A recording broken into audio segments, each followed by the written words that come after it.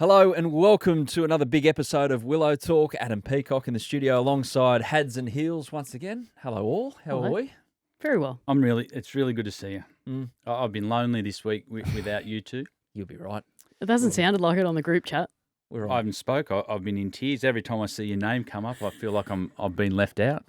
I'm on a couch or a golf course back here, staying across the cricket. It's been great fun. The other thing it was good was not to have to spend one part of the week in HR after you guys sledged me all the time. So that was a good thing, but I found it hard without both of you this week. It was a hard watch though, wasn't it, Heels? We'll get into it in a moment, but it wasn't overly enjoyable. Gotta be honest. Yeah, well done, I made India. sure I got my training done, get on the couch by 1:20 to watch the afternoon, and by 3 o'clock I was doing something else. That's how it felt. Back out training. Yeah, Accelerating the rehab. it felt a bit sad, but you know what? I feel like you got to lose to learn, and let's see how. Luckily, it's 5 games, guys. Yes. We forget that. 100%. It's only one game. And I did predict 4-1, so Now, today we're going to have a real in-depth chat about what happened there in Perth and look ahead to the second test in Adelaide. We're going to chat to Aussie fast bowler, Pakistan coach, and surely after dinner speaker sometime in the future. If not, it's in his past, Jason Gillespie.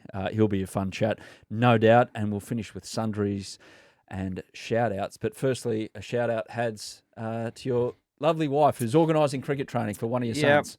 Karina's one of the best managers, but under 13s Jolly Rogers, just come through on my group chat. There'll be no training today. Yeah. it is 38 degrees outside. It is, but she suggested that the boys have a swimming session at our place, play a bit of backyard cricket and have a sausage chisel. Yep. And the first 3 or 4 replies are all from the ladies. Karina, that's a great idea. Oh, yes, we're in. Oh, so generous of you. Thank you very much. Can't wait. She's got another group chat with the ladies. Yeah, for sure. They want to wine. Yeah, there's wines on offer. Yeah, I knew it. yeah. I knew She's it. smart. You okay with this? Or? Oh, yeah. I'm the mate, as long as the boys get their recovery, do their stretches, but I don't think it's about that. Sounds like some of the parents might need a recovery session tomorrow morning. Yeah, What's lined up at your joint? Well, it normally takes quite some time for responses to come through with the training. It's been I can attest that it's been pre-planned and you've just been ambushed. So what I know now, the other message from my wife is, can you pick up some alcohol on the way home? I need this wine. So I will point out that Karina is the best athlete in the Haddin household. Correct. Yep. So I'm also don't look at me like that. It's true. She's an Australian representative as we sit here right now. If she keeps drinking like this, she's not going to be. Well, I think that's how it's got her there. But I'm just like waiting. I think, is this story leading to an invite? Like, what's happening here? Oh, yeah, it's don't know. open, yeah. Oh, great. Okay, right. See you later on, Karina. But it's funny on the group chats, and we're all on kids' sport. It's normally, can you pick someone up? Yep, can you grab my kid today? And this team's been together for so long, so it's good fun. And that normally takes about 4 to 6 hours during the day. It's only taken 10 minutes for everyone to respond. Have I been set up? Yep. Oh, big style. Big, but you know what? The girls are going to have fun tonight, and good on them. So they deserve it. It's going to be a fun afternoon at Haddin household. Well, they do all the work. You'll be doing the shuttles home. I can't believe they call it for an under-13s cricket team a pool session. Yeah. Doing frigging massive big dive bombs into the deep end. Defending champs. Outstanding. Now, before we get into it, some good news. We're still flying on Willow Talk, and thank you for some of the YouTube numbers are going in the right direction. Everything, a little bit of news tempered the other way by the fact that we're no longer the number one sports podcast in Australia, but we're near enough to. We haven't done one. We're still comfortable in our own skin. Comfortable. But if you could, so we can go back up, it'd be great if you could just get the word around to tell your friends, because we're now in the merchandise business. This is going to help the podcast. Yeah, it will. So you're just walking along, you walk into a joint, and you go, hey, what's that? What's that hat? Oh, what's Willow Talk? We've got Willow Talk trucker hats. We've got them on today. Well, going to the test match, the most asked question, the second most asked question, will Australia win? The first question I got asked most is, when's the trucker cap coming for Willow Talk? Yes. So, It's thank here. you. It's arrived. Well, it doesn't quite fit my big oblong head. You look But great. It looks great on your head. Thank you. So there you go. Thank you. I'm comfortable. We love it. I want you to wear that in an Australian training session coming up. Are you allowed to, or contractually not allowed? I'd say I'm not allowed, but we'll see how we can work it into Starkey play. can pay the fine anyway. He's had a big week. We got sent Get 7 to that hats, later as right? well. There's Yeah. 3 of us and a producer. That's 4, and one of the other 3 have already gone to Mitch. He's already snagged one. So What, he's There's taking 2 left. Oh, there's 2 left. They're like Willy Wonka's golden tickets, aren't they? We've got a massive thanks to Swivs Locker. Check out Swivs Locker for customised uniforms, headwear and merchandise. There's a link to the store website in the episode notes. We'll start to mass produce these things. That'll take off. They're also mailing details to get your club caps into producer Sam as well on our episode notes. So keep them coming in. We'll whack them on as well. It's not just wearing the Willow Talk. I'll start it off. I'll buy a couple of hundred. So thank you. And I'll hand them out at the Sydney Test match. Great work. Swivs Locker, over to you. Yes. Exactly right. Got to Yeah. look after sponsors. Exactly. Don't spend all your money on the wine for tonight then. Yeah. Oh, I forgot about that. It'll just be the $10 stuff. You know what? I think you've done this before. I'm going to talk to Mitch. I reckon I'm the last person who knows about the drink tonight. I'll tell you what I will be. The last to go to bed. I've got nothing on tomorrow. Oh, yeah. How good. How good. And he'll be rocking his Willow Talk hat all night. I'm going to give you a buzz on the way into some work at 5 a.m. tomorrow morning. I'll be So- still up at 5. Yeah, good. I'll give you. You Yep. going at it? I'll be still up. Go for the run with the boys. Now, some comments on, thanks to our great listeners as well. Big Slim says, top notch, great stuff, lots of fun and very informative. Keep it up, everyone. So, yep. I'm glad that Thank you, we're Big Slim. informative. Yeah, exactly. Tui's Black. Is there such a thing as Tui's Black? There's Tui's Old. Tui's Old Ale and all those things. But Tui's Black left Yes, a there review is. titled Bad Knees. Great show. And as an old Bush League keeper, it strikes a chord. It's awesome hearing the inside of 2 of the best, and you guess, also Hads, of course. So good. Just a little slip Tui's Black, my favourite. HR. How do I get back to their speed dial? Oh, dear. Great. Keep those reviews coming through. And if you could give us a 5-star rating, that'd be unreal as well. Heels, before we get going with the first test review, before we talk about how we got absolutely skittled, pizzled, pumped by India, some good news for our blind cricketers. Amazing. Hmm? Won the Ashes. How good. How good. Shout out to them. I think they deserve to be top of the show because we've been following their progress after the last over the last couple of weeks, and to get the result, I think 14-3 was the 14-3 was the was series the victory. series result. So shout out to the boys. How good. Outstanding. Congratulations to all involved for the blind cricket team for Australia. First win of the Ashes for the summer. Exactly. No pressure. No pressure on Won't you be guys. the last. Yes. Bit of pressure on the Aussie men's cricket team, though. Let's get into it, hey? India just snuck home by 295 runs. Firstly, we'll get into the detail about Australia, but overall, that performance from India, was it when you got to Perth, Hads, was there talk that actually these guys have adjusted really well? They've had a really good prep despite the injuries, despite the departure of Rohit Sharma, who'll come back. You know, where's this come from? Was it on the radar at all when you landed in Perth? Nope. What was on the radar was exactly what happened in the first innings. Yeah. The Australian bowlers were outstanding. The one thing I did like from India from the toss, though, that they won the toss and batted. And everyone went, whoa, hang on a minute. And then Australia were outstanding with the ball. Then everyone started to look to book their flights, and Bumrah turned up. And that was as destructive first spell as I've seen for quite some time. The only other spell in modern time has been when Boland went through England at the MCG. But the way he used that new ball, and in the end, sort of everyone's sitting there halfway through day 2, and India got a 50-run lead about to bat, and then the test changed totally. The interesting thing about what happened, and Heels, you've seen a lot of cricket over there as well. You normally see the whacker really quick, slowish, on the first day, do a little bit off the surface, then get really quick day 2 and 3. But it was the other way around. So we all got it.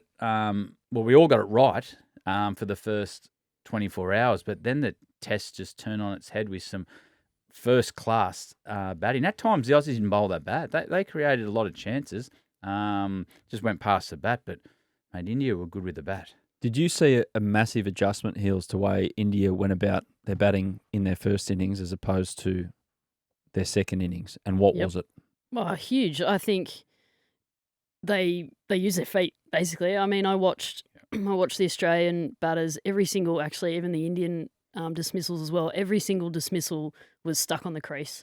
A lot of the Aussies got hit in the pads, nicked behind, whatever it was stuck on the crease. India came out not aggressive. It's not the way that they approached it, but their intent was different in the second innings. They got forward, they got right back, they used their crease. Kohli came out, he was batting a metre out of his crease, trying to negate any of that. And I thought their intent in that regard just, we didn't take the edge. We kept going past. We created opportunities with the ball. I thought you're right. I don't think we bowled badly at all, but they just were different in that second innings, and that changed the game. I thought, my comments last week about the match finishing in 3 days, I thought maybe both teams might be a little bit rattled first test for a while, but the way that India just calmed that whole change room down with the opening stand in the second innings just changed the game completely. Looking at India's batting in the second innings, and we talk about Bazball and Kohli, let's just put them aside. We'll talk about them later. It was Rahul. Yeah. He was outstanding in the first innings. He got caught behind for 30-odd, but he looked in real control. And the second innings, Bazball's only a young kid, and his first thought is just to go after the game all the time. And the one thing he did really well was he played the tempo well. You could see at times he's just about to lose concentration. Rahul came down and just settled the game down. He went back and played what was in front of him rather than trying to create something.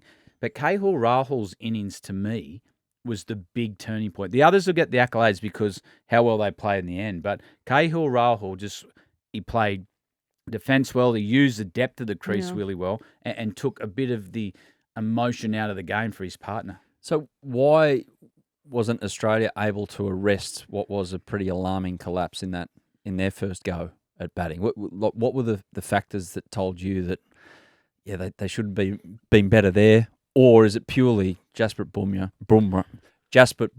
is a genius and he's too hard to handle? Well, but we speak a lot about our attack being relentless, and I think we were quite disciplined, but they were aggressive. Like Bumrah, outstanding. Like he looks unplayable at times, especially if the wicket's offering enough. But the other two were relentless as well. I mean, their three quicks were unbelievable and gave no opportunity for our top four to even look in control at any point. I felt like the Indian batting lineup made Australia look a little slow at times. It was like they had so much time, and the Aussie batting unit just looked like they had no time at all. And Bumrah does that with his action, but the other two as well just backed him up completely. Siraj and Harshit Rana on debut, I thought were outstanding. The three of them worked well together. Is Mitch hoping that Rana keeps his spot, by the way? I think Mitch is foreseeing a rib in the future. He wants to take a rib home with him, but they played together at KKR, so there was a little bit of banter on the field. But the bowlers, they'll feel a little bit like they got to get one back. And there were shades of that as well. There was a bit going on out in the middle, and you didn't pick it all up. You'd obviously, when you're in a commentary stint with Triple M, you can hear the stump mic the whole time. So you can hear things going on. Was it as much chat as you expected in what turned out to be a one-sided affair with India, all the momentum, or did everything stay pretty cool? Well, the big turnaround in the second innings, if you look at the batting, is I don't think guys like Bazball fear the Australian quicks. No. In the past, teams fear these three fast bowlers, and rightly so. They're a generational attack. But Bazball, they're not scared of anyone. The modern-day Indian batsmen, they like to take the game on. It was an extraordinary turnaround. Like, it's no one picked what was about to happen. And to me, there's a lot of talk about what happened that first test. It's still only a one-off test. The Aussies will get some real good intel now on, say, someone like Bazball. Like, instead of going wide to him, they might start to come to him under his arm. He got dropped down leg side. So they'll get some real good intel on where to bowl. Got dropped on like 70-odd as well in that second innings at first slip as well. Like, they're little moments in the game that I think Australia have been really ruthless at in the past, and like creating opportunities, and that's what the bowling attack tend to do, grabbing them and changing momentum. And it's like we never really grabbed that momentum back.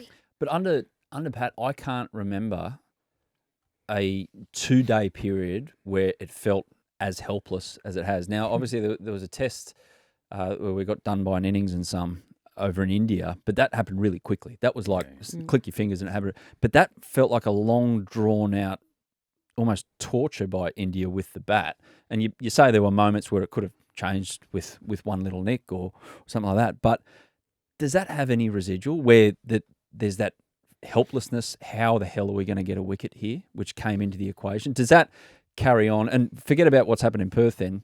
Apart from that, does that carry on to the second test? Okay, if you're reviewing the way India bat, first and foremost, they did a really good job to do what they do and get in front of the game. But as a bowling group, I'd sit back and say, you know what, we created a lot of chances. Like you had one put down at first slip, you had a chance down leg side miss, you had a fielder at a fly slip that was probably out of position on a short boundary, came in too much, it just went over his head. Travis, wasn't it? Yeah. I think it was Trav. And then if you sit back and really have a look at it and analyse what happened in the game, you go, well, hang on a minute. We take that chance there. We've got Kohli coming out to a newer ball. So there's things that they'll take out of it. There's a couple of really close run-out chances. If you take those, Test cricket's about winning little moments and recognise them as quicker than the opposition. So India took them this game. Congratulations. But there's enough to take out of it.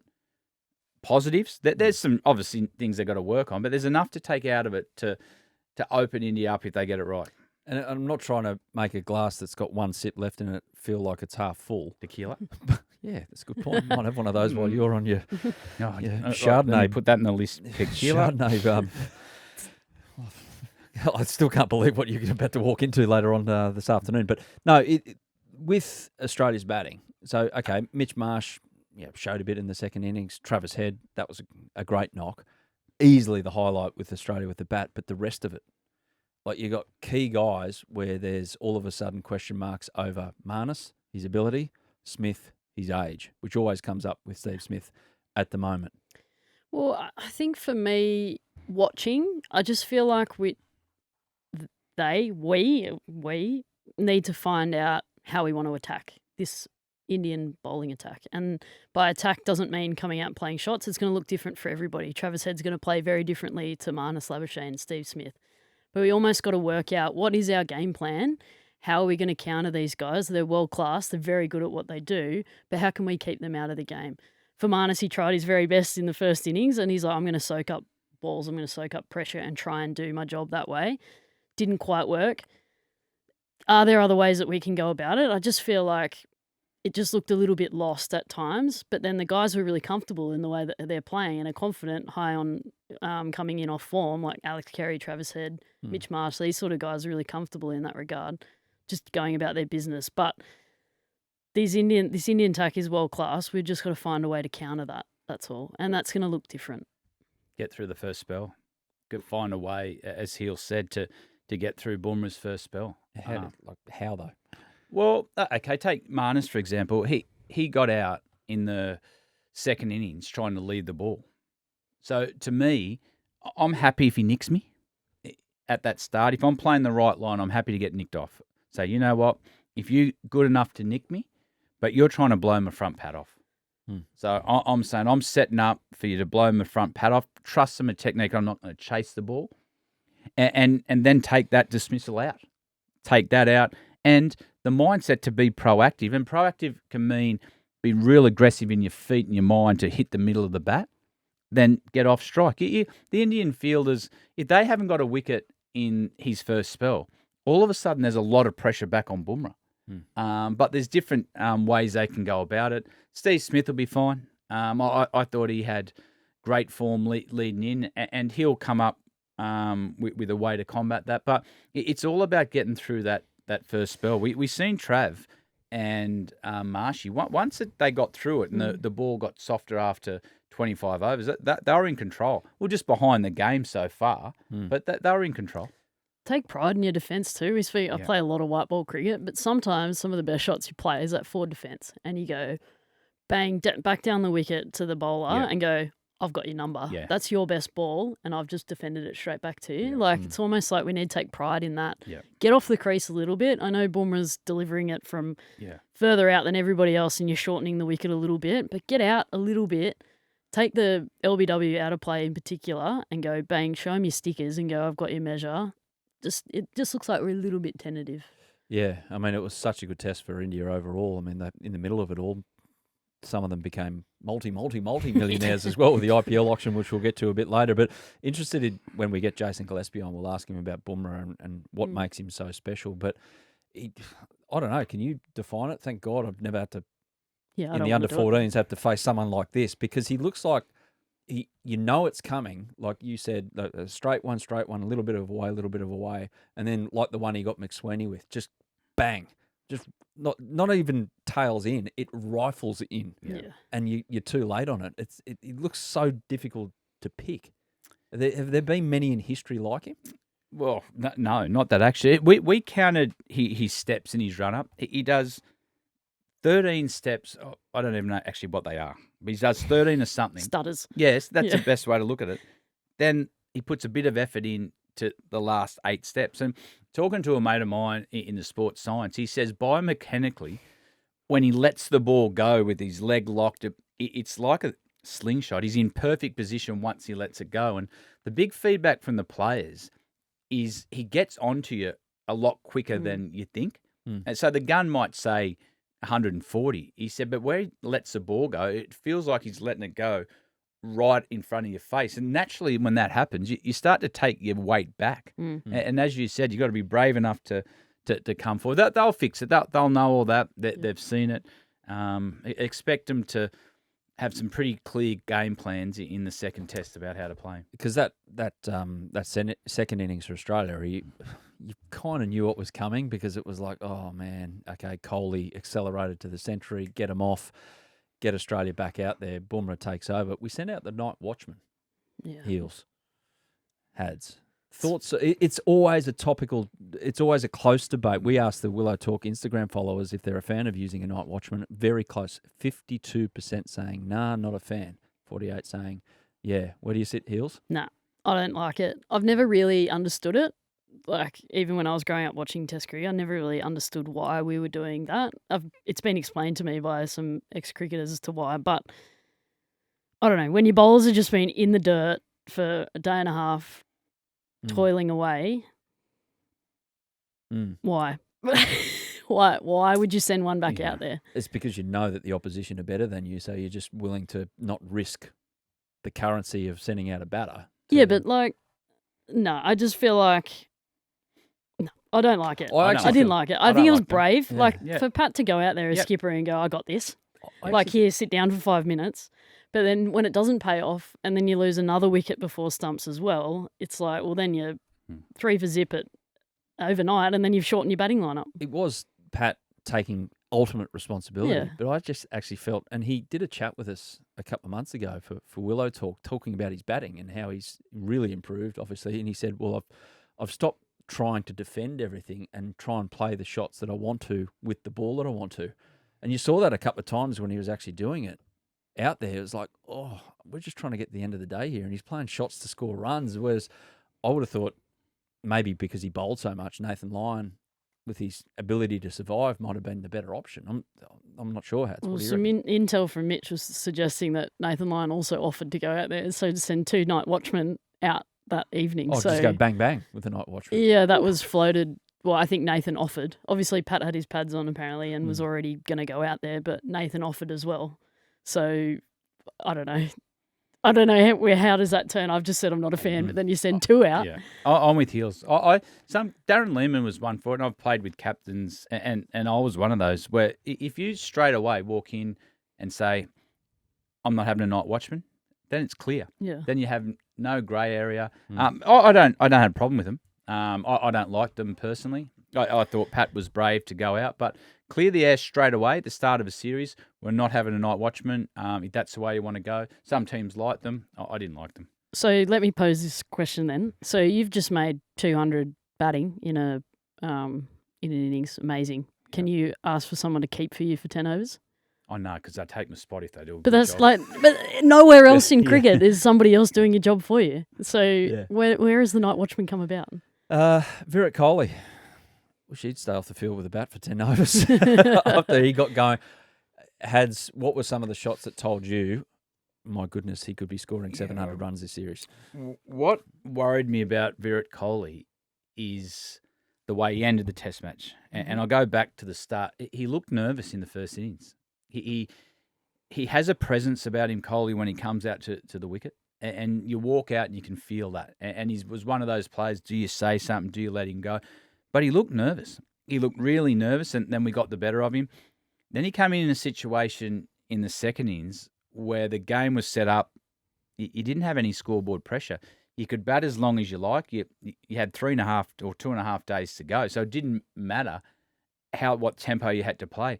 And all of a sudden, you got a bit of a swagger back. He jumped in a couple of beautiful cover drives, hit a couple of on drives, and you all of a sudden go, oh no. But there was one shot he played. There was just short of a length. He got his body weight and he waited for it and hit it just at the middle of his back hip and hit it to deep point. And I went, uh-oh. Yeah. He's watching the ball close. So, and that's what the Australian batters can take out of that as well. It's not that much to get back into good form. You might be scratching around, then hit a beautiful on drive or your signature cut shot and you go, I'm in here. Then you're not worrying about your hands, you're just worrying about competing. So, yeah, that's what I seen with Kohli. I distinctly remember he didn't get lucky. I shouldn't say it like that, but one came off an inside edge or something, and he got off strike, and it was like he got down the other end. But then they overchanged and he glove punched, and then it was like on, and then he hit like a straight drive, and then he was like, okay, I got one away. Here we go. And it was sometimes you just need a little bit of luck in cricket. I'm not saying that's what he had, but sometimes you just need a little bit of something to go your way, and it completely changes your outlook, which helps a lot. I reckon helped Star Sports ratings as well, just slightly over in India. Absolutely. So a bit of news around, and we'll discuss this a bit more next week as well, but they've got Rohit Sharma, they've got Shubman Gill, they've got Mohammad Shami, all in the conversation, obviously, for the next one. So they'll do some shuffling exactly where they go, but I'm sure Rohit, Gill and Shami, if available, will come in. So good. What do you do with the batting order? Yeah, well, there was a lot of chat about KL Rahul, if he'll stay, because he did such a nice job, especially with Jasprit as well at the other end. Would he stay and Rohit jump down? You'd imagine Patagal is the guy to go. Yeah. Yeah. But how they manipulate that with the order is... Well, Jurel and Patagal will miss out, I would assume, if Rohit and Gill come back in. But then, what do they do with the lineup? Does Rahul stay at the top, or does he drop down where he's made a lot of runs at 5 and 6 for India? So does he drop down? You'd think Rohit will come back at the top. His choice. Well, he comes in where you want, but KL Rahul, he'll be in the team. But do you the obvious one is you just move him back down to 6. Gill goes to 3. The skipper goes back to open. But the way KL Rahul played, is there a consideration that he stays at the top, Rahul goes to 3, or they got some options with the bat. Gill's got a fractured thumb as well, so you could almost bat Gill down a little bit more, knowing that, get him away from the new ball of fraction with a harder ball. So you could also make that move. Hads, you said in the emotion of it all, right after the Test match, don't change a thing. Now that you've had time to calm down, and just before you contemplate an afternoon by the pool drinking Chardonnay, are you still with that? I tell you what, the afternoon by the pool's just got a bit weirder. Actually, what's the protocol with getting kids home? If Bus. You? Well, Uber. No. On the message, it was very active. The message, and it's just slowed down. Yeah. One kid needs to get a lift home, which is fine. Is that me? Yes. I think it's technically you. That's what I said. You've been ambushed. Yeah. You can have a Heineken 0 or 2 and then the drive. ultimate ambush. So good. Because after that message, no one else responded. Yeah. Karina Haddin, goddess. She set me up. She's the queen. Yeah. What was your question? Yeah, anyway, back to India. This is too good. Yeah. Change anything, Australia? No, not one personnel. Thing. Not even Inglis? No, not one thing. It's this team. The one thing they've done well is when they've been challenged for a long time. During the World Cup that they've recently won, the 50 over, they were challenged at times. This is one test. It's a 5-test series. India played well. Congratulations. But there's some very proud men in that change room. So I'm not changing a thing. Inglis, if he doesn't play the second test, there's Shield games going on at the same time. Do you want him off playing cricket? 100%. Even though there's the concussion protocol that you might have to draft someone in and you'll need him there just in case? Because he missed the WA South Australia game. This is a difficult one. Who do they play? Not New South Wales. You were going to ask that. I think they do, yes. Oh, no, he stays with the Test team. Yeah, I think the modern game, you stay there because you still, I know you want him playing cricket, but he's just come off a lot of cricket, but he can still stay and get what he needs. SCG, WA, New South Wales. Yeah, it's a bit hard to fly in and out. Yeah, that's a good question. Thanks. Yeah, I actually don't have the answer on this. Leave him there. Leave him there. Leave him there. I think I'm leaning towards the other way. Ooh. If he hasn't played the first, you want him playing cricket. Because if you need him for the Gabba, all he's going to get, well, he won't even play Big Bash because the Big Bash hasn't started by the time the Gabba starts. So Yeah. He'll be fine. I'm rolling the dice. I'm sending him off to play state cricket. Bring someone else in who's had a good hit this week. Flip side of that, if he goes play Shield cricket, makes 2 ducks, how does that affect not the selection? Obviously, he's still going to be there, but then does that affect his mindset? questions. Good question. Yes. No, I'm going half full. He gets 60 and 40 not out. I'd leave him with the team. Yeah. Get your throwdowns. See India you with their squad, they'll play a 2-day PM's 11 game in Canberra from Saturday. You ever play a PM's 11? How many? How many? I remember catching Tendulkar, actually. Did you? Off Brett Lee. Yeah. Little Nick. Jeez. Leader Tendulkar in a PM's 11 game. Yeah. Was it quick? Yeah, it was quick. It was the first time I kept to Tendulkar. How was that experience? Well, I was thinking, don't drop it, don't drop it, Yeah. don't drop it. And I think it was Binger to him. So first time you've been out in the middle with the great Sachin. Well, first time I'd played against him. Yeah. So What'd you notice straight away? how wide Everything. his bat was. Yeah.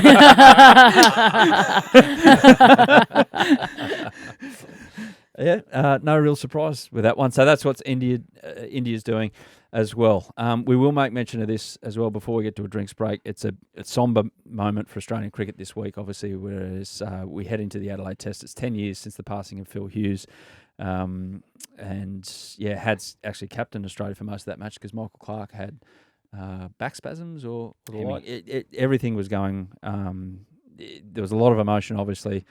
We spoke about recently with Shane Watson about the memories from that particular test match as well. But a special documentary celebrating Phil's life called The Boy from Maxwell will be shown on Foxtel, KO, Channel 7 and Cricket Australia's platforms after play on day one in Adelaide. I'm told it's just a beautiful piece, and I don't know if you guys saw it, but the Hughes family through Cricket Australia put out a statement as well, just sending out a lot of love for all the love that they got around the anniversary and everything that happened with Phil. It's such an emotional time for everyone in Australian cricket. I don't even know the guy, and I'm getting emotional about it. But yeah, it's looking forward to having a look at this one. Heels. Yeah, it'll be a touching tribute. I think I can't believe it's been 10 years.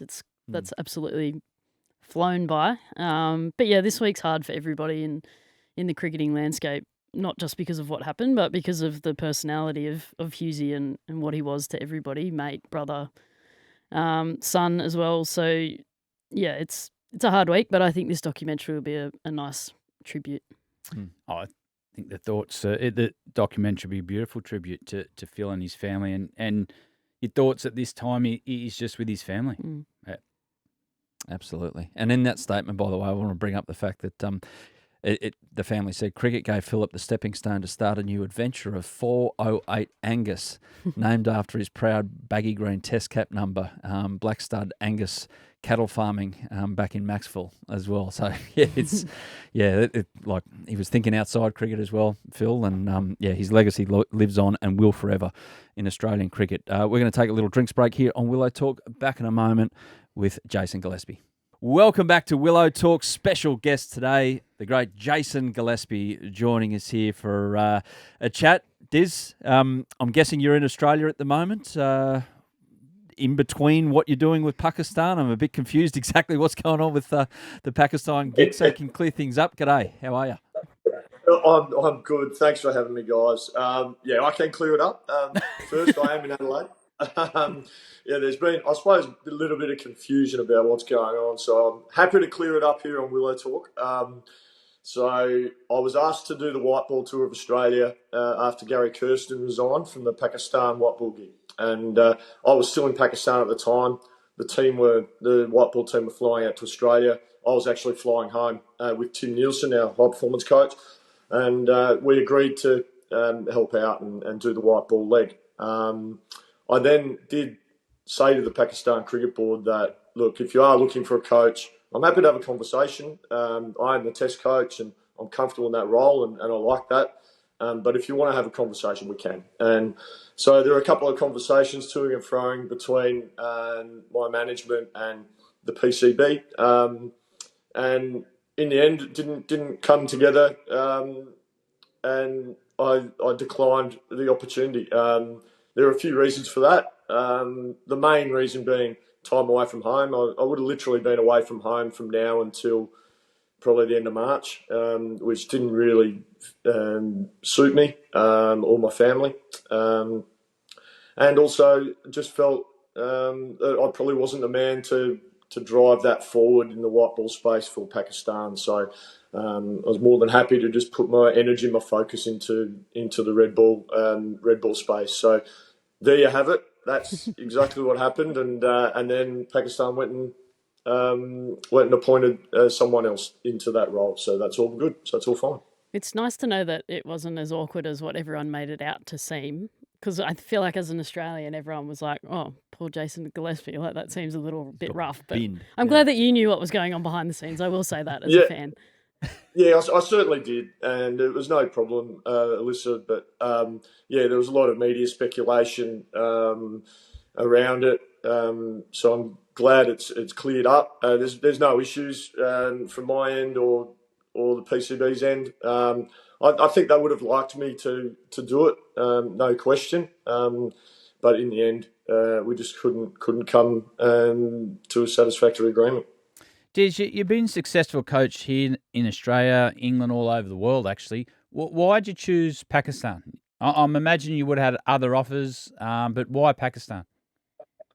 Yeah, I mean, I had another year to run with the Strikers and South Australia, which, two roles that I particularly enjoyed and I was still enjoying. But I suppose the opportunities to coach international cricket don't really come up very often, and I saw this opportunity just in the Test space. I love Test cricket, and I thought I could really sink my teeth into it. I thought it was something different. It kind of fitted in with family life as well. A bit of time away, then some time at home, and that was what was sold to me as well. And I think that suited Gary Kirsten, him going into the white ball space. So it seemed to work, and that's what was sold by the PCB, and that attracted me. And being out of international cricket for quite a while, I've dabbled in it with some short-term coaching gigs, but this was a real opportunity to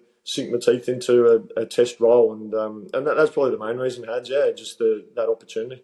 Before the break, Diz, we were talking. We've got a lot off our chest. We've had a little session in here. We've told each other it's not so bad after the first Test in Perth for Australia against India. But what's your take on it? And obviously, you've had a bit to do with some of the players involved, namely Nathan McSweeney. I'd like your thoughts on what he has to do for the second Test. But overall, thoughts on Australia's performance?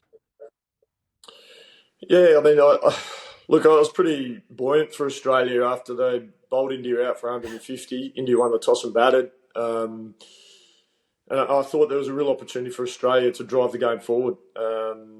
But they were Bumrah, weren't they? I thought Jasprit bowled beautifully. He asks a lot of questions. He's a unique bowler in that his release point is about a foot further forward than all other bowlers. At front foot contact and ball release. So he's actually on top. I would imagine, having never faced him, he'd be on top of you a bit more, and the ball would probably get to you a lot quicker than you anticipated. Even though the speed gun may say something, he's probably a little bit faster than you think. So, and with the seam presentation that he has, he looks a pretty awkward customer. So, I mean, he bowled very well.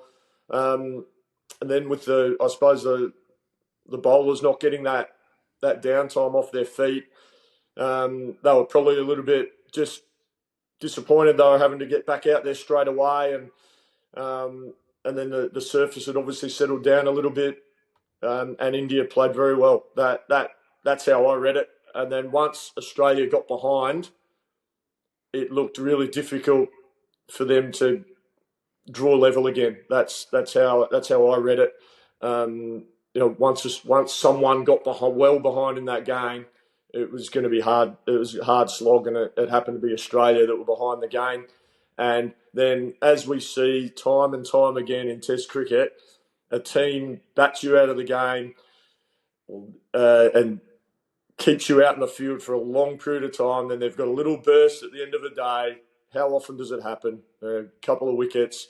ball misbehaves a tiny little bit, people can say it's unlucky, but that's how Test cricket rolls. The Indians earned the right to go hard at Australia, knowing they had over 500 runs to play with and plenty of time to bowl them out. The Australians were weary. They were tired, on their feet for a long time. It wasn't a real shock to see a couple of wickets fall that night. Do you think there was a lot of chat in the media around the Test match, and I know the bowlers in particular were asked about, is batting getting more difficult in Test cricket? But then you watch India come out and do what they did and counteract this Australian attack. Through your journey as a coach, both domestically and now internationally, have you seen a change in, is it batting techniques? Is the bowling getting better because of flatter wickets they've had to adapt, and then all of a sudden they get a wicket that they like and then the bowlers are on top? Or is it purely batting that is the problem? Well, listen, my experiences in Shield cricket, having coached the last 4 years and having been away from first-class cricket in Australia, probably since when I finished playing, I certainly think the surfaces, and Hads might be able to answer this, in the years before, the last 4 or 5 years, but I think the surfaces have slightly favoured bowlers more in domestic cricket as a general rule. I mean, you go down to Tasmania and, the only way you can tell where the wicket is if you see the painted lines. That was always a running joke going up to that was always a running joke when you went to the Gabba in first-class cricket. But Adelaide Oval is very different since the drop-ins. The whacker has always offered something for fast bowlers if you bowl that right line and length. So I just think the surfaces, a little bit more grass is left on them, and teams are quite often. I know when I played, it wasn't as prevalent. You play 4 out-and-out seam bowling options, where that's pretty regular occurrence these days. I don't know what you think, Hads, but that's certainly my experience over the last 4 years in domestic cricket in Australia. Yeah, it's interesting after the first test, all of a sudden there's post-mortems, are we good enough here? Do we need change? But as a coach, you just got to take one step back and say, hang on a minute, this team's been successful for a long period of time. We've lost a test match. India played well. And as a coach, what's your message then to your team? Almost exactly that, Hads. I mean, look, you're allowed to be outplayed. That happens in professional cricket. I think the way Andrew McDonald has handled it, he's handled it very well. He's come out, yes, we've lost, we've got beaten, and we need to lick our wounds. We need to take our medicine and learn the lessons from that. But I've got belief and faith in these players. 4 days ago, they were the best players, and we've backed them in, and we're going to continue to back them in. So I think that's the messaging that internally to players, certainly externally to the media and to the public, the head coach must be saying those things. Internally, he may be challenging the players, maybe a little bit harder, and challenging them on certain aspects of their game, and that's fine. That's what a coach does. But that's all wrapped up in that care and support and backing of players, which is really important. And because I've always said, the best tool you have in your coaching kit bag is if a player genuinely knows as a coach that you back them in and believe in them. That's a big chunk of coaching, in my opinion. Nathan McSweeney is a player that you've coached. 10 runs in the first test. Obviously wanted better. Knows he can do better. What have you seen when you've coached him that tells you that he'll get it right, if not in Adelaide, in Brisbane, and off he goes with his test career? What are the things that we don't see that you perhaps have? Yeah, I suppose a lot of people have seen Nathan McSweeney for the first time, or may have just seen him a little bit in Shield cricket or Big Bash or Australia A. But this is a guy who day in, day out is looking to get better each and every day. He works hard on his defensive strategies. He works hard on his scoring options. He's very disciplined. He's very determined character. I think he's going to be a very successful player for a long period of time. So I wouldn't look at this test. I wouldn't necessarily look at this series in isolation to judge Nathan McSweeney. I think you judge him over a period of time. What he's shown, if you look back over his career, and it starts at club level, he's moved up a level. He's played, had a little bit of success, maybe had a little bit of failure, and then has had to work it out. And then he's progressed and then moved up. At every level, he's had a little bit of success, but a little bit of failure. Had to go away, work on it, work things out, and then come back stronger. And he's come back stronger each and every time. So history can teach you a little bit about a player. And he's done that from A-grade level to second level to first-class level. He's gone up to Australia A and had some success there with initial failures. So there's no reason why, based on that history, that he's not going to be successful at Test cricket, which I think he can be very successful at Test cricket. I've got no doubt about that.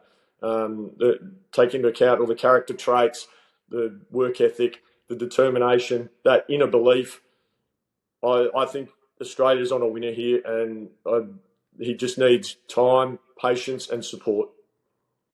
Hey, can you throw us forward 12 months after what you've seen of England and that success that you had, and congratulations about that. Do we need to get in the ears of our groundsman, find two spinners to open the bowling and skittle England a few times for the Ashes next year? Is that the tactic, Diz, after your mob did exactly that?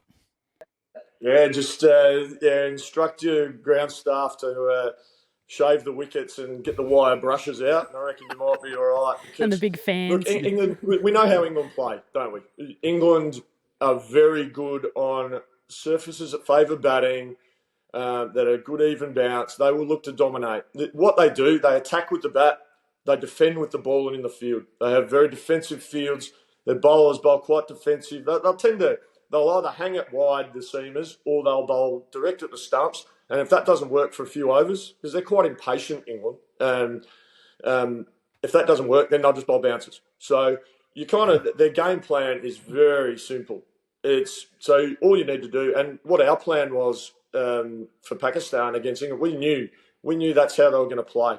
They were going to attack with the bat, defend with the ball, and we just need to be more patient with them when we were batting, when they were in the field, because we knew that at every few overs, Stokesy will try something different. He's a very innovative captain. He likes to try things. We just need to stay patient. I mean, a really good example, Saud Shakil in the Test match in Rawalpindi. He scored a Test 100, and he got 70 singles. Now, that's almost unheard of. They just kept the field spread, and he just kept asking, what do I do? Do I try and get past the field? And we spoke about, look, just keep rotating the strike. They will get bored, and they will keep changing their plan. So that's what I would say to Australia, is England will keep trying stuff. Every couple of overs, every few overs, they'll go to plan B, plan C, plan D, plan E, plan F. If you just nail your skills and be disciplined, be patient, and play almost like good old-fashioned Test cricket, England will get bored and keep trying stuff. And even if when you're bowling, you can actually keep your field out for England, because they won't just rotate and take the singles. They'll still try to beat the men on the fence, and that's where your opportunities come. So Bazball is actually ball. Well, I mean, that's funny, because I feel like that's what we need to do against India. So we almost need to do it this summer first as a precursor to the Ashes next summer. Yeah. That's interesting. And obviously it's a very long time, Hads, until that. But it's interesting to get Dizzy's perspective there, breaking it down analytically as opposed to just being blown away by the marketing spiel about Bazball and how amazing it is. Well, Dizzy just broke it down unemotionally. He broke it down as a coach, where we can get caught up in the way they bat. But the most important player, batting-wise, in Bazball, is the most traditional one, is Joe Root. Because Joe Root controls the innings. He's a world-class player. He got in a little bit of trouble where he got caught up in the hype of Bazball and lost his identity in the Test cricket. But, Diz, I tell you what, there's some talent in Pakistan cricket, isn't there? Yeah, there most certainly is. And I don't know if you guys would have seen overnight the one-day team were playing Zimbabwe, and young Saim Ayub, he got 113 not out off about 60 balls. The kid's a talent. He really is, and he's got a bright future, that's for sure. Brilliant. Speaking of great batsmen, Jason Gillespie, it's been 20 years since the art of Test batting died. I've got here in my rundown. No, so Ewan McGrath chuck on 114 for the last wicket against poor old New Zealand at the Gabba. You bring up your half century thinking that you're 200 metres from home, passing the clock tower, riding your bat like a horse. What are your recollections of that wonderful day? Sad day. There were quite a few. Now, strap yourselves in. This could take a while. No, one of my enduring memories of it, and one, I rode the bat like Happy Gilmore. That was an ode to my Adelaide Cricket Club teammates back in Adelaide, because they didn't think I'd have the guts to do it on the national stage. But one of my most enduring memories was the conversations with Pigeon between overs. And there was one where he played about 3 different shots in an over. And I came down and he said, Pidge, look to play nice and straight. If it gets on your hip, just tuck it away. You can get 1 or 2 here. No, right. And I think he was playing facing Jacob Oram at the time. And he goes, yeah, Diz, no worries. Yeah, we'll do that. So he goes back and proceeded the next 6 balls. He tried to play 6 different shots and didn't score a run. End of the over. Walked up, said, Pidge, what did you think? He said, it was in my zone, Diz. And I just burst out laughing. I was crying. I said, mate, you just do what you need to do, mate. You know how I bat. I'm boring as batshit. But you just play your way. Diz, there's been a debate for some time, especially in here and around the cricket world, and you seen a lot of McGrath. Was he a left-hander? Yes. Yep. I understand exactly what you're saying. Because Hads, and you would have seen it, Hads. Yep. Glenn, for you guys, Glenn was just in the nets, mucking around. He'd walk down, he'd be warming up to bowl, and he'd bowl his ball down in the nets. He'd go and get the ball, and then he'd just pick one of the stumps out, and he'd get you to just bowl some offies to it. And he'd face up left-handed. And he'd proceed to play, with a stump, mind you, the most beautiful cover drives and straight drives you'd ever see. And it looked technically perfect. And we said to him, mate, we actually think you're a left-hander. And you know what his exact words were? He said, yeah, Diz, I feel much more comfortable this side of the bat. But it's too late to change now. And I've got all the kit from my sponsor. It's all right-handed, so I just have to stick with it. So what you're suggesting is we missed a whole generation of a Glenn McGrath as an all-rounder. What we're saying is he may well have been the most talented batter ever. He's gone out in a That's test what I match mean. and playing with the wrong hand. I mean, he could have been an all-rounder for Australia. Well, on that occasion, Diz, did he cost you a test century by getting out? Well, he did, but at the same time, I still argue his 61 is one of the greatest innings in the history of cricket. Now, the reason I say that because he's playing with the wrong hand. Test batting average, batting with the wrong hand. That's the thing. At that point, his test batting average was 5. Right? He got over 12 times his average. So that's like Ricky Ponting scoring 600 in an innings. Because he had 50. I argue it's one of the greatest knocks in the history of the game. Can't argue. It's very unheralded. And he batted with the wrong hand. Yeah, I do remember watching it and I thought the same thing. But was it as good as what a certain person did against Bangladesh? Double tunning up and, I don't know, there's rumours going around that person changed their autograph after that innings and the like. Oh, yeah, he did a lot of things. Look, you're comparing apples and oranges, you see. There was a fast bouncing track at the Gabba. It was doing a bit, to be fair. You had to bat well to score runs there. But, certainly at Bangladesh, that was a really tough wicket. That was a snake pit. It was seaming. It was spinning square. It was up and down. But it was one of those rare wickets that was also seaming on the subcontinent. Rare, so you just had to fight like hell to not only survive but score runs. Yeah, especially when the third new ball came out. And the other thing about that, Dizzy, I know batters get milestone hundreds and they get a bat named after them. You got a bar named after you, didn't you, in Bangladesh? Yeah, I might have got a bar. Yeah, the Australian High Commission named the bar Dizzy's double ton bar. Yep. So, yeah, I've actually got 2 bars named after me, Hads, because Adelaide Cricket Club has got Dizzy's bar as well now, so 201 bar. So, yeah, not many people get that after scoring some runs, do they? Jealous. Maybe they'll make a 99 bar for me. Oh, come on. You've still got more in the tank there, Heels. No, I don't care. I want a bar. Yeah. What I got to do? I don't. Ton up. Yeah. Double ton up. Cheers, guys. Yeah.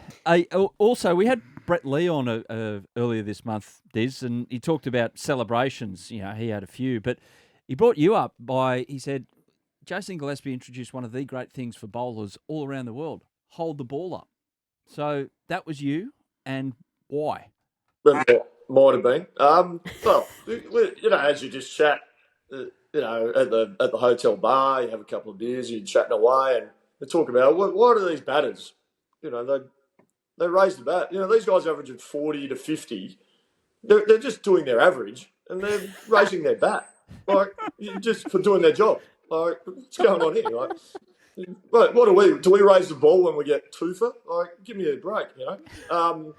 So I said we need to do something here to give the boys a rap. Why can't we raise the ball? And I think it wasn't just me, I must say. You know, I know Damien Fleming spoke about it, Casper, Brett, as well as Glenn. We all sort of talked about it, but no one kind of had the guts to do it really. And then one day, I think it was Glenn got a 5 for, and we're going, mate, here's the ball, raise it. And so he raised it, and that started it. It was fantastic, and it just went from there really. But yeah, we just thought give the bowlers some recognition out there in the middle when they get a 5 for. I mean, batters do it when they get 50. So why not? Do you hold the ball up, Hads, if you take 5 in an innings, Heels? Mate, no one ever knows. Yeah, no one would know. The only lucky thing you have... Hey, Hads, Alyssa, the bowlers know, don't we? Yeah. Well, you know if we drop one. Yeah. Did you ever drop one off him? No, I was too scared to. Yeah. Mate, Dizzy's the world's nicest bloke, and you have a beer with him anywhere in the world. Mate, I remember facing him for the first time, and I was batting with Michael Clark. It was up at Coss Harbour. He's bowling like the wind were open, and he said to us, I'm going to hurt you. I come in the middle of the wicket to Michael, and I said, no shit. He hit both of us in the ribs. Good times. Good times. And speaking of foes and, well, the nets. We like talking about the nets here on Willow Talk, Diz. Did you have a great battle in the nets with one of your teammates? Like an ongoing thing, or any battle that stood out for you? Well, a couple stood out for me. I remember, and these both happened at the Wacker, funny enough. One was we were preparing for a test against Pakistan, and Justin Langer was batting, and there was Glenn, Brett, myself. We all had new balls. And I reckon we would have bowled a good half hour, 40 minutes at him. And I don't reckon he hit the ball more than 10 times in that 40 minutes. It was all play and misses. We might have hit him a couple of times, a few bumpers, you know, just let goes, all this sort of stuff. Yeah. And he literally wouldn't have hit the ball more than 10 times. He came out of the net, glove punching us, high-fiving us, saying that was one of the best nets he ever had. Because I'm not sure we even got him out, but he just said, no, that's a perfect preparation. That's what I needed. And he went and had his throwdowns to get his feel goods and stuff like that. But I remember thinking at the time, I'm not sure I can bowl much better here. And I haven't been able to get through the little fella's defence. But I remember that one stood out. Another one stood out with, I remember Shane Watson bowling to me in the nets one day. And I just, you know, and he was quite quick back in the day, Watto. But he had an annoying habit of bowling with his back foot on the front line. And being a tail ender, I didn't particularly enjoy this. So I took the stumps out and moved them back 2 feet or 3 feet and put them in. And what I go, Diz, what are you doing, mate? What are you doing? And I go, mate, you're bowling so fast and you're bowling way over the line, mate. I can't face you. And so we had a little spat. Nothing major. It was all a bit of fun, but it was just it was hard enough to bat when a bowler was bowling behind the line, let alone 2 foot in front, 3 foot in front of it. I'm going to take that advice on board and start doing that, moving the stumps back. I'm going to see what happens. Brilliant. Yeah. Brilliant. Hads? Diz, we've got an exciting week this week. You got the Adelaide Test match. First, I want to know the result and what time do we meet you in the Adelaide Oval Hotel Bar? because it's a day night game, isn't it? So later. We can start early. Yeah, maybe that's fine. We can do that. Bring your bingo The card. result, I think Australia will. I think Australia will lick their wounds, learn their lessons. I don't think we can bat as bad as we did in Perth, because admittedly we didn't bat well, and that's the way it is. But I think we'll play better. I think the bowlers will be refreshed after a little bit of time off. I think we'll come back a lot stronger.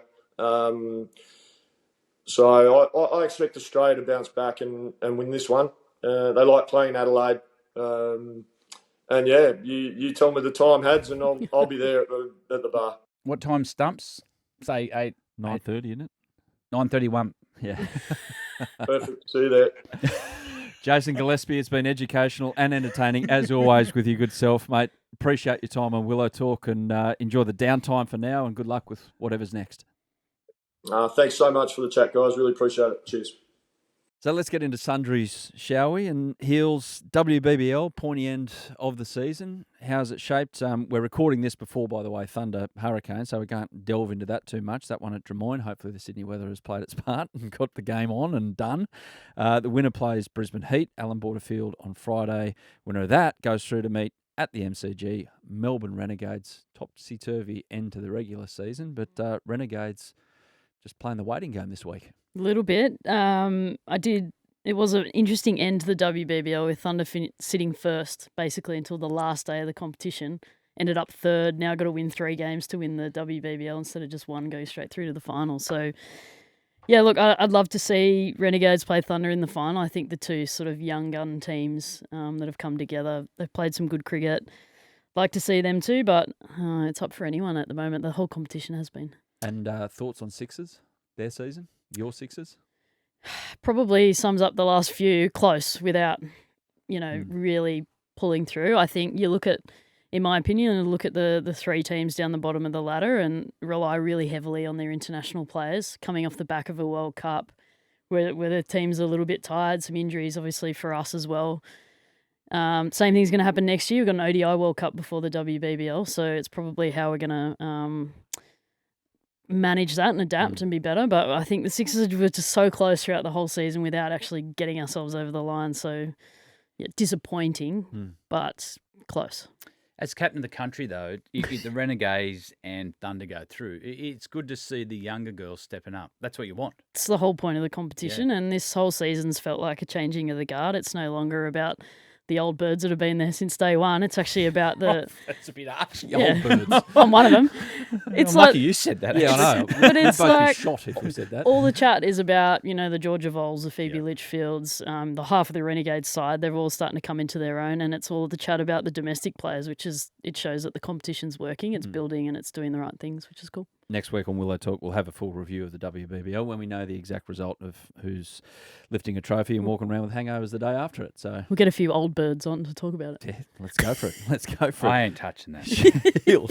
Shield. We've already seen WA and South Australia play out a draw. Rain played a part in that one, but geez, one of the scarier moments of the whole game was Jai Richardson was on a hat trick, but didn't get to immediately bowl for his hat trick because he did his shoulder in celebration of the second one, and we all thought, oh no, here we go, another 6 months out. He ends up coming back to bowl in the game. Thankfully, he bowled 29 overs all up for the game, but it was the first thing that you both thought of when you saw it. You said, this guy, like, just complete lack of luck. Well, the willy-nilly high five gets done again. Was it you that got a finger in the eye? Yeah, but that was James Faulkner. He's someone, he would be one stump in the ground and you're in a paddock and he'd trip over it. So, and you know what? The worst about that was in India. Yeah. Mate, got infected too. Really? Yeah, it was a nightmare. What did you, Well, I how'd can't you see. hang on, you wore sunnies the whole time? No. Just not that day? It was a day-night game. Oh, okay. Fair enough. I tell you what, it did make me think initially, if Mother Cricket does not want you to play cricket, she will rule you out. And I thought, oh no, here we go, not again, the poor kid on the sidelines. But at least he came back out, had a bowl. We'll see how he backs up, I assume. Yeah, exactly. Bangers, some runs for Cameron Bancroft finally. Well, and this is a good story. But the interesting one about this is not surprising to me. Sometimes when there's a test selection up for grabs, you put too much pressure on you to do something different. Cameron Bancroft's Shield form, as we've seen over the last 18 months, has been of the highest quality. All of a sudden, a position opens up and you can try too hard for that position. Yeah. Test team gets picked. You go, oh, that's a relief. And you go back to play the way that you know. So it's good to see him back in form. He'll learn a lot from that, and that's the main thing. It's a good 100 and a timely one. Queensland Victoria at the Gabba. Queensland are 3 for 58 as we sit here right now.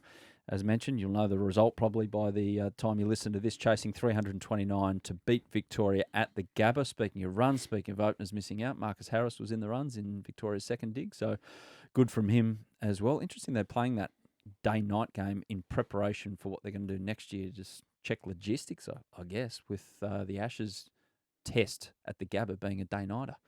So, I like it. I mean, trying to get conditions right as well, make sure that it's an even contest, I assume. Adelaide seemed to be the only place that have really nailed down what the wicket needs to be like to make it happen. So the Gabba giving it a test run is a good thing. Yeah, I like that because you have a look at when the West Indies played, Shamar Joseph, we've seen he got 5 for and knocked Australia over to win. But previous pink ball games, I remember one against Pakistan, the wicket just got too flat and you couldn't get a result. The pink ball didn't have as much to play in that game as we have seen previous. So it's a smart decision to get a couple of games on it before like your marquee event. So here's Blue Brad Haddin at his best now. We'll win that. So hang on.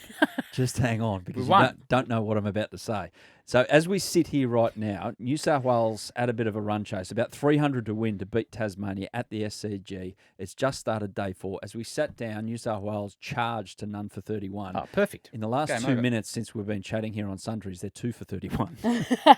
That's because Bang, Hads was like, we'll win this. Win We're all already ball. winning. Yeah. Is Maddo still there? Nope. Gone. Anyway, that's how it's placed. Curtis Patterson, though, in the runs in the first dig, 99. So unfortunate not to make that triple figures, but 99, We've all back done in it. the team, back in the runs. Yeah. We've all done it. Mate, Not all it's of been us. a good I don't know, story, you can Curtis talk to it a bit Patterson. more. It's been a good story. Yeah. Yeah, he was challenged a bit. He hasn't played for Australia or I think Australia A since he got 100 for Australia at Manuka Oval, but he was challenged a bit to go away and fix up parts of his game. He looks a lot more proactive now than he did previous. So these are good stories. Or when people get dropped, you just want them to react in the right way, go away. They can sulk, they can kick their chair and do that, but go away, work on what you had to. And he looks like he's come back in a lot more comfortable player. So, mate, good story. Adam Zampa's playing that game as well. Next. Took 4 wickets. Not happy that he got a game? Or is it Oh, good preparation for Sri Lanka? I'm an Adam Potential? Zampa fan. Yeah. Like what he's done for Australia, I think he's been outstanding in the white ball, but I don't think he should be playing this Shield game. Why's that? Well, he doesn't come to training. He's not part of the New South Wales system. And I just think it sends a real bad message to our younger players in the squad. The week previous, he came out and said, I don't train with New South Wales. Part of being in a squad is helping develop everyone around. And he's a senior player. We've seen how good he is in white ball. I just think New South Wales have really let their standards drop there. Tanvi Senga, what sort of message does that send to him? Chris Green's playing as well. At the start of the year, Chris Green gave back his contract and said, no, I want to go over and play a tournament wherever in the States. I don't want to be considered for a few games. Comes back in the team, but Tanvi's been there the whole time.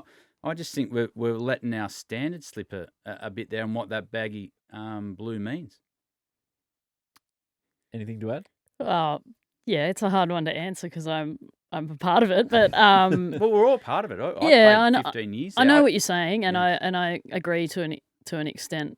But I feel like there's an expectation of winning that comes with it, and as soon as we're under pressure a little bit and kind of need to start winning games, we go for what's our best option to get us that win. So I can see maybe why they've gone down that path, but I don't know the ins and outs of it enough to comment. Well, but I mean, yes, you are kind of Right. taking the piss a little bit of the baggy blue.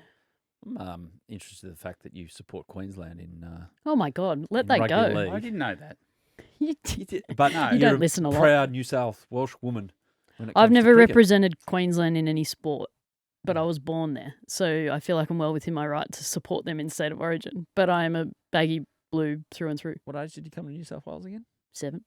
Well, you know what? Aussie's the opposite now. You know where I originated? Queensland. So that's why Yeah, well, my State of Origin team is I maroon. know, I did hear you when you say I was born in. So I was also born on the Gold Coast, so just don't you judge can me see too much. New South Wales. That's why she likes schoolie so much. Never went. Yeah, I can understand that. And now that you explained it to me. See, but Usman's changed. Yeah. I heard him recently because he's a big Canberra Raiders Yeah. supporter. I said, mate, you can't just jump off your team. He goes, no, rock solid Raider still. I said, oh, well, that's good. He said, but I'm a Queenslander now. Oh, see, I've never wavered from either. Win, lose, or draw, I've got to support. I'm still a Bulldogs fan. Hope you kick your toe on the way out. IPL auction. So records broken left, right, and centre at the IPL auction over the weekend in Saudi Arabia. Rishabh Pant, he had a really bad weekend, didn't he? He was part of an Indian team that absolutely pumped Australia, and he picks up $5 million per year for the next 3. As he joins Lucknow. He's always going to be the big ticket item in the auction. But some good results for the Aussies. Joshy Hazlewood over $2 million going to RCB. Mitchell Stark, Delhi over $2 million.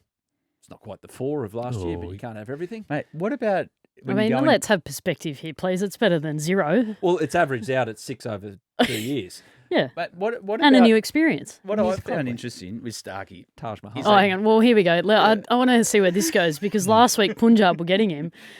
So I've got questions for Hads, but yep. I've got some too. The headline for Stark takes a $2 million cut. Yeah. You go, oh, you poor bugger. Yeah. Like, then you read the article, you go, oh, no, bugger that. I'm not feeling sorry. Yeah, correct. You're like, it's 10 weeks' work. Like, you can't complain one bit. Mate, he deserves it. He's the best in the game. Mate, Jake Fraser, the interesting one, doesn't play first-class cricket now. Mate, he was unbelievable over there last year for Delhi, and they've got him back with 1.65. So I will say, though, that there's a part of northern India that's become little Australia. Punjab, Ponting, Haddin, Stoinis for $2 million, joining Glenn Maxwell, Josh Inglis, Aaron Hardy and Xavier Bartlett. So doing great things for Australian cricket as well as your franchise Hads. Oh, well, you got to look at that. He's really good talent ID. Like Aaron Hardy, Xavier Bartlett, Inglis never been to the IPL before. So well done to all the staff there. Great talent ID there. Great talent ID. When I was watching the auction, funnily enough, and I'd never really been that drawn into it, but I was like captivated by it. I wonder why. And no, not even for that. But I wanted to see where Rishabh Pant and Shreyas Iyer ended up. Anyway, but I was thinking the whole time, I wonder if Hads is on the phone there. Like there was a lot of discussion around the Punjab table, and I was like, wonder if Hads is involved. So Ricky was there with the Punjab crew, and they were well dressed. I would give them the best dressed at the auction as well in the vest. Didn't your old man used to say to you, if you can't play the game, look like you can. Look like you can. Yeah. So no, we were Peacock very happy on the golf course. That's all of us. 100. Yeah. Yep.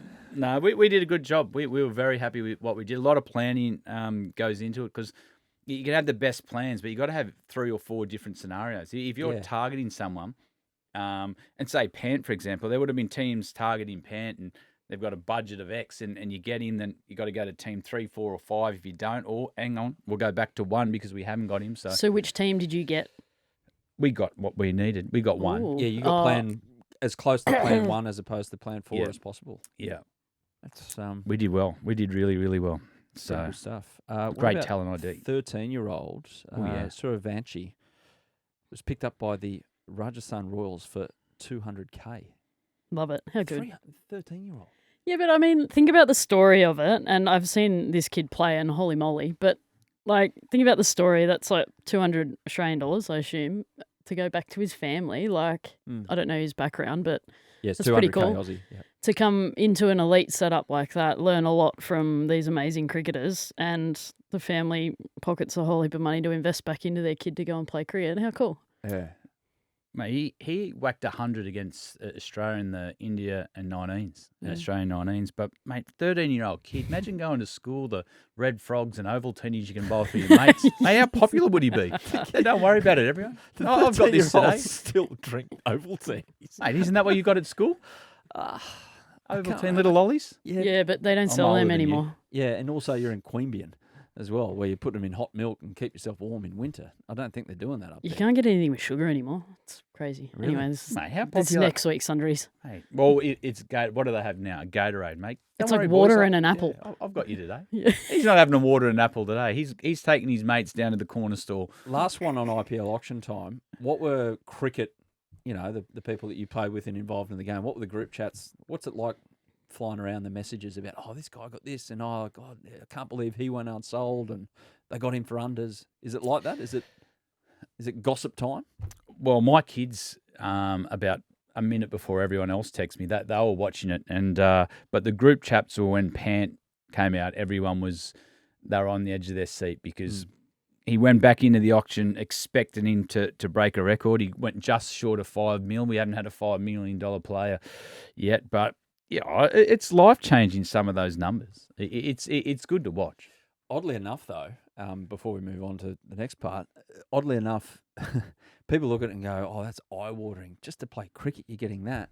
You're getting 10% of the overall." I know, it's crazy. Yeah, as opposed to, and they did the stats on Triple M during the test. It was 70. It's 70% for Premier League, which is unsustainable. Your big American sports are around the 50% mark. Rugby league's around 30%, but 10% of revenue. Imagine if that goes up to just 20% of revenue. Incredible. But no wonder the BCCI have got development schemes coming out of their yin-yang because of all this cash coming in and spending it to make their team more depth. I mean, in 10 years' time, we could have India A, India B, India C playing international cricket and being competitive everywhere. England, New Zealand. It's coming up. What do we think of this series, guys? Darren Lehmann made news during the first test by saying that Joe Root is very good but not great because he hasn't scored a test 100 in Australia. Whack, boof. Yeah, stop poking the bear, everyone in Australia. Leave the good players alone because they'll prove you wrong consistently. But I'm excited to watch this. I feel like England maybe got a little bit of a point to prove, and New Zealand coming off, a really good win in India. How do they sort of bounce back from that and play some good cricket? Kane Williamson coming back in as well. It'll be a good one to watch, I reckon. Series. Yeah, I'm interested in the result as well because I want to see how New Zealand more come back after what they've done. That was a history making result and a result no one's seen coming. Is it a start of a really exciting era for New Zealand? But the other thing about watching it, Bazball on small grounds, like you can get beaten in the air and swing through, and they're rugby-sized grounds, so don't expect to see small totals. If they're good wickets, Bazball will come alive on the New Zealand surface. And a nice touch with the trophy as well. The Crow Thorpe, Martin Crow, Graham Thorpe trophy, which is made from a bat of each player. So nicely done there.